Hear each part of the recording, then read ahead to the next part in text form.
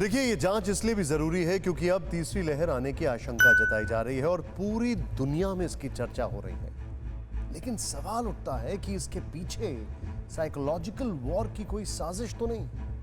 अक्सर ये देखा जाता है कि बातें कहते सुनते सही लगने लगती हैं और अगर जैविक युद्ध की बात सच है तो इससे इनकार नहीं किया जा सकता कि तीसरी लहर की रट लगाकर दुनिया को तैयार किया जा रहा है, जबकि लहर आने का कोई आधार नहीं बताया जा रहा है।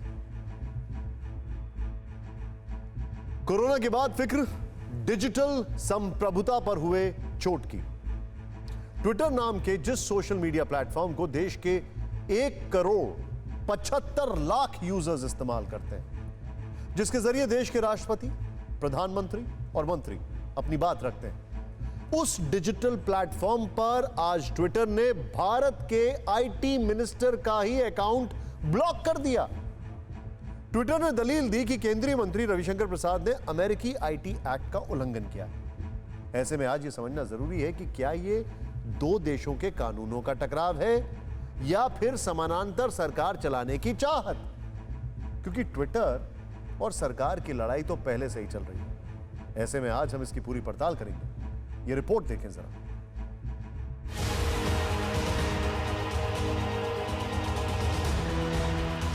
ट्विटर ने हिंदुस्तान के सूचना और प्रौद्योगिकी मंत्री रविशंकर प्रसाद का हैंडल ही ब्लॉक कर दिया।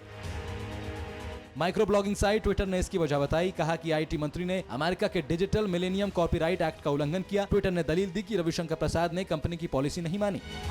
हालांकि बाद में चेतावनी देते हुए ट्विटर ने रविशंकर प्रसाद का हैंडल फिर से खोल दिया। लेकिन इस बीच आईटी मंत्री का ट्विटर अकाउंट करीब 1 घंटे तक ब्लॉक रहा और इस 1 घंटे में ही ट्विटर और भारत सरकार के बीच चल रही तनातनी चरम पर पहुंच गई। सरकार और ट्विटर के बीच के मतभेद एक बार फिर सामने आ गए। रविशंकर प्रसाद ने ट्विटर पर निशाना साधते हुए स्क्रीनशॉट पहले कू ऐप पर शेयर किया, बाद में ट्विटर पर भी स्क्रीनशॉट शेयर करते हुए कहा कि दोस्तों, आज बहुत अजीब घटना हुई। ट्विटर ने मेरे अकाउंट को 1 घंटे के लिए ब्लॉक कर दिया। बताया गया कि अमेरिका के डिजिटल मिलेनियम कॉपीराइट एक्ट का उल्लंघन हुआ है। बाद में उन्होंने मुझे अकाउंट एक्सेस करने की परमिशन दे दी। अब तक ट्विटर भारत के उपराष्ट्रपति वेंकैया नायडू, संघ प्रमुख मोहन भागवत समेत कई बड़े लोगों के अकाउंट से ब्लू टिक हटा चुका है और फिर बाद में उसे रिज्यूम भी कर चुका है। लेकिन ऐसा पहली बार हुआ है जब ट्विटर ने किसी टॉप केंद्रीय मंत्री का ही हैंडल ब्लॉक कर दिया, वो भी अमेरिका के डिजिटल मिलेनियम कॉपीराइट एक्ट के उल्लंघन के आरोप में। ऐसे में आज ये जानना जरूरी है कि अमेरिका का डिजिटल मिलेनियम कॉपीराइट एक्ट आखिर है क्या, जिसके उल्लंघन के आरोप में ट्विटर ने हैंडल को ब्लॉक किया था।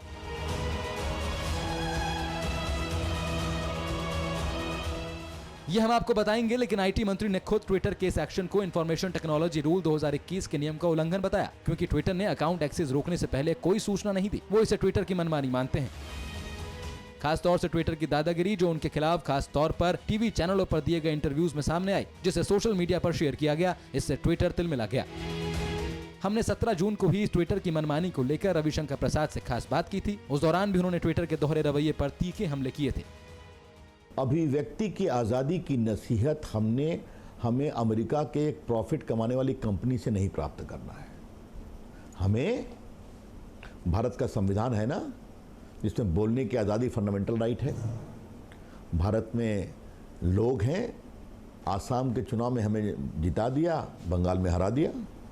सुप्रीम कोर्ट आज़ाद है, हाई कोर्ट आज़ाद है। कोविड में कड़े कड़े सवाल पूछते हैं, निर्देश देते हैं। मीडिया आज़ाद है, आप मुझसे सीधा देश के एक वरिष्ठ मंत्री से सवाल पूछ रहे हैं। यही तो होता है ना। तो हमें एक कंपनी नसीहत न दे जो अपने लोगों को अधिकार नहीं दे रही है कि एक महिला भी परेशान है तो अमेरिका और शिकायत करने, तो उन्हें कोई अधिकार नहीं है। ये बात हम कहना चाहेंगे। और भारत अपनी डिजिटल संप्रभुता पर समझौता नहीं करेगा। अब ऐसा लगता है कि भारत में ट्विटर की मुश्किलें और भी बढ़ जाएंगी, क्योंकि रविशंकर प्रसाद पहले भी ट्विटर के नियमों को डबल स्टैंडर्ड बता चुके हैं। सरकार भी कहती रही है कि अमेरिका में ट्विटर अलग नियम मानता है, लेकिन भारत के लिए ये अलग है। अकाउंट लॉक होने के बाद तो अब ट्विटर और सरकार के बीच की तनातनी और भी बढ़ती दिख रही है।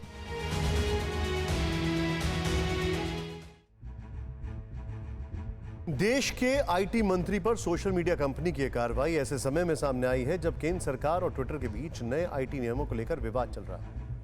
इस मामले में पिछले हफ्ते ही आईटी मिनिस्ट्री से जुड़ी संसदीय समिति के सामने ट्विटर के प्रतिनिधियों की पेशी हुई थी। समिति ने कंपनी के अधिकारियों से पूछा था कि क्या आप देश के कानून का पालन करते हैं। इस पर ट्विटर के प्रतिनिधियों ने कहा था कि हम अपनी पॉलिसी को फॉलो करते हैं। इस दलील पर समिति ने आपत्ति जताई थी, लेकिन आज के एक्शन से लगता है कि ट्विटर की पॉलिसी में अमेरिकी कानून सबसे ऊपर, जिसकी दलील कंपनी ने दी है। ऐसे में सरल भाषा में यह समझना जरूरी है कि अमेरिकी डिजिटल मिलेनियम कॉपीराइट एक्ट है क्या। डिजिटल मिलेनियम कॉपीराइट एक्ट यानी DMCA अमेरिका का कॉपीराइट एक्ट है। अक्टूबर 1998 में उस वक्त के अमेरिकी राष्ट्रपति बिल क्लिंटन ने इस कानून को लागू किया था। क्लिंटन ने तब कहा था कि इस कानून को बनाने का मकसद किसी कंटेंट को चोरी होने से बचाना है और चोरी होने पर आरोपी के खिलाफ कार्रवाई करने में मदद करना है।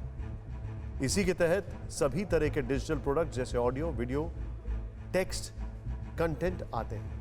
अमेरिका में ज्यादातर ब्लॉग लिखने वाले या कंटेंट क्रिएटर अपने कंटेंट को प्रोटेक्ट करने के लिए इस कानून का सहारा लेते हैं। कोई भी व्यक्ति यदि बिना परमिशन के किसी का कंटेंट कॉपी करता है तो DMCA के तहत उसकी शिकायत की जा सकती है। लेकिन यहाँ ये समझ से परे है कि IT मंत्री ने ऐसा क्या लिखा जिसकी वजह से अमेरिका का कानून भारत में टूट गया।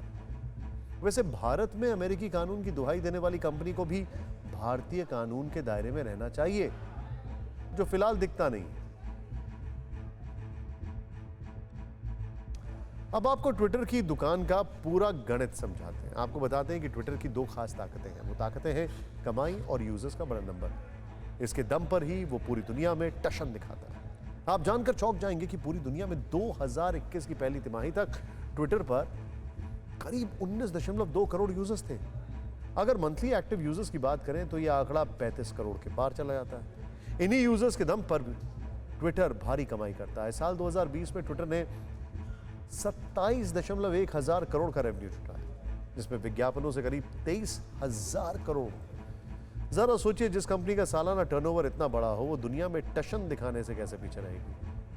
लेकिन हाल फिलहाल की घटनाएं बताती हैं कि अब ट्विटर एक समानांतर सरकार भी चलाना चाहता है, जो सरकार किसी देश के IT मिनिस्टर का भी अकाउंट ब्लॉक कर सकती है। अड़ी सोमवार से शुक्रवार शाम 6 बजे सिर्फ TV9 भारतवर्ष पर।